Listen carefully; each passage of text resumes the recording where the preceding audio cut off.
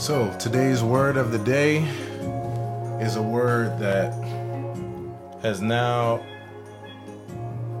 started to become my favorite word, one of my most favorite words in the world. That word is mindfulness. And what I'm going to do, thank you all for joining me, I'm going to drop a quick link into the chat. That's a great article on mindfulness. So, mindfulness is a word that it's not a new word to me, from the perspective of like the language, the English language, and how I've been doing this a word a day journey, which is learning a completely new word every day.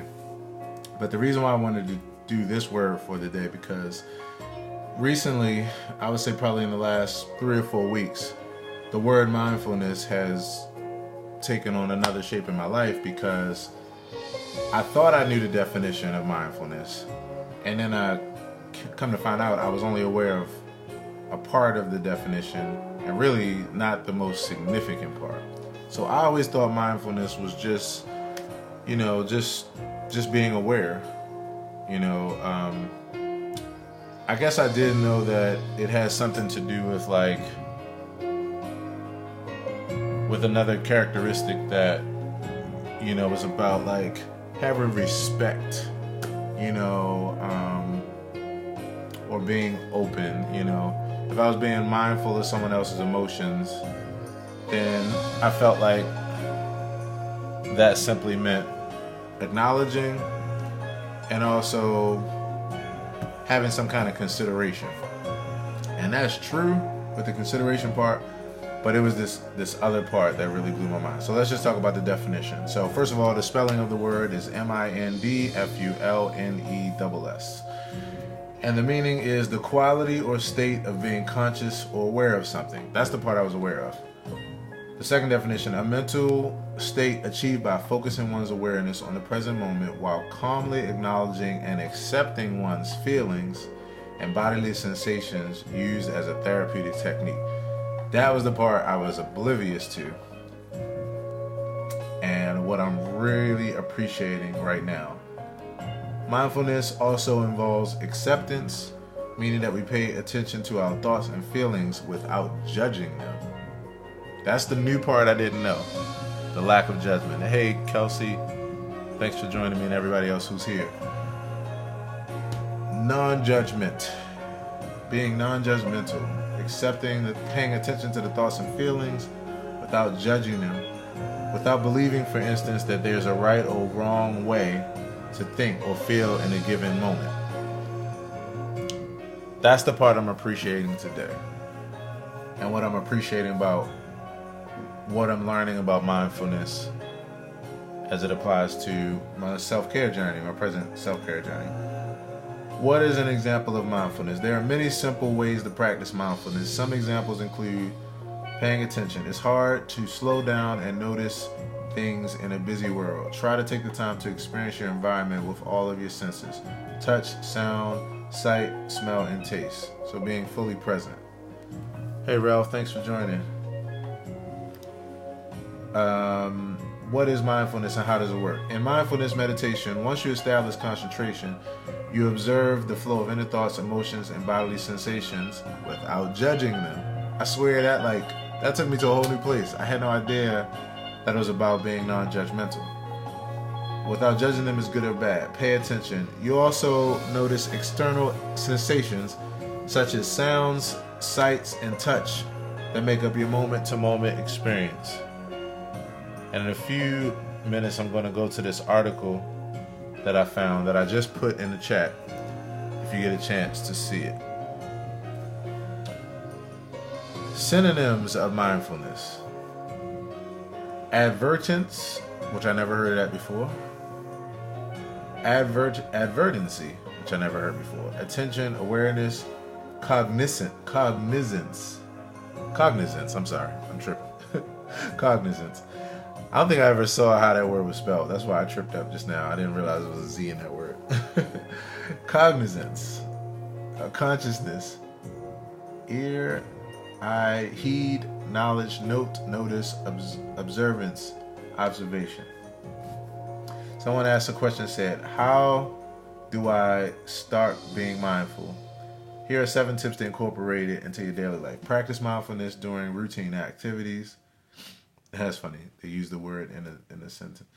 Practice right when you wake up. Let your mind wander. Keep it short. Practice mindfulness while you wait. Okay, so I get it. Okay. I thought that they would explain, but yeah, I get it. They're talking about the direct application after you already understand what mindfulness is. So practice it during routine activities, right when you wake up. Allow your mind to wander. I think that that's helpful. Hey, Dr. Berry, thanks for hanging out. I think that letting your mind wander is helpful because one of the things I realized about meditation, and I even said in my first guided meditation, in fact, how many of you all here have heard my guided meditation before, the one that I just released the other day? If you haven't, please listen to it because it's a new journey for me. So I need some guinea pigs.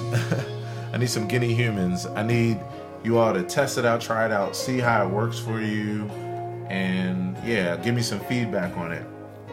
Positive feedback, negative, like whatever.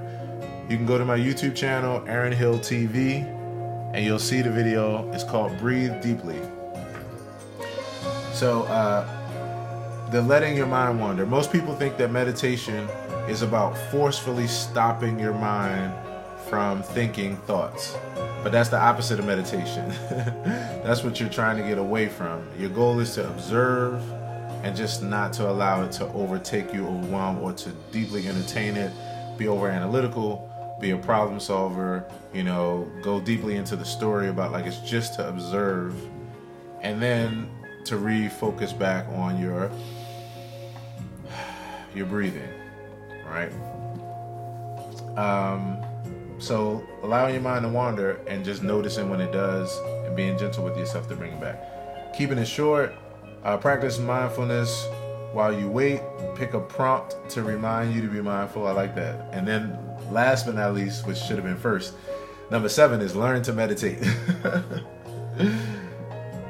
Okay, so now last but not least, this is a very short article. So it's only about 7 or 8 sentences, I'm guessing. So here we go. This is closing out the word of the day, mindfulness. What is mindfulness? Mindfulness means maintaining a moment-by-moment awareness of our thoughts, feelings, bodily sensations, and surrounding environment through a gentle, nurturing lens. Mindfulness also involves acceptance, which is one of my favorite words, meaning that we pay attention to our thoughts and feelings without judging them, without believing, for instance, that there's a right or wrong way to think or feel in a given moment. I tell you, once you let that go, like for yourself and others, peace, like Nam Yare Hikya, right away. When we practice mindfulness, our thoughts tune into what we're sensing in the present moment rather than rehashing the past or imagining the future. And that was one of the things I was saying in my self-care journey video a few minutes ago, that my mind always is rehashing the past or imagining the future. It's literally the key to my success. It's the key to all my entrepreneurial success, my relationship success, and just like all the things that I've done. It's the opposite when you're dealing with something that is very stressful or something that doesn't have a solution to it. And you have to practice mindfulness or acceptance, or when I need to practice mindfulness or acceptance. So, one more time, when we practice mindfulness, our thoughts tune into what we're sensing in the present moment rather than rehearsing the past or imagining the future.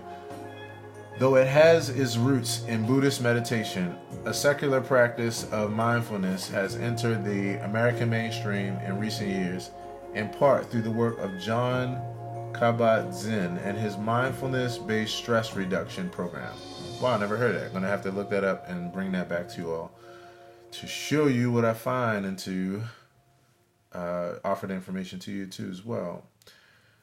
So it says, which he launched at the University of Massachusetts Medical School in 1979. Since that time, thousands of studies have documented the physical and mental health benefits of mindfulness in general, and MBSR in particular, inspiring countless programs to adapt the MBSR model for schools, prisons, hospitals, veteran centers, and beyond. Wow. So I'm definitely looking forward to checking out Mindfulness-Based Stress Reduction Program by John Kabat-Zinn. We should check that out together. So that's the word of today, mindfulness. And yeah, this is one of my favorite words in life right now. And then in the future, after I get, I guess another 350 some odd more days in of a word a day, and when I become a traveling Scrabble playing monk, I'm gonna use the word mindfulness in as many games as I can. All right, y'all, I'm being corny now, so I'm getting out of here. It's mindfulness, the word of the day. Practice it, learn more about it, incorporate it not only into your vocabulary, but into the practical aspects of your life. And as always, peace and be well. This song that you heard in the background of this video is from my newest project, Key Reflections. It's called Truth Meditation. It is a part of the Key Reflections album. In fact, it's the last song on the album. And if you haven't heard already, I beg you to check it out because I'm curious for the feedback of what you think of the album. It's everywhere. It's on Spotify, Apple Music, all the places where you guys have streaming services. If you don't have a streaming service, it's also on iTunes and Amazon, or you can just watch the whole album on YouTube on my channel, Aaron Hill TV. And so that's about it for today. One more time, peace and be well. Take care.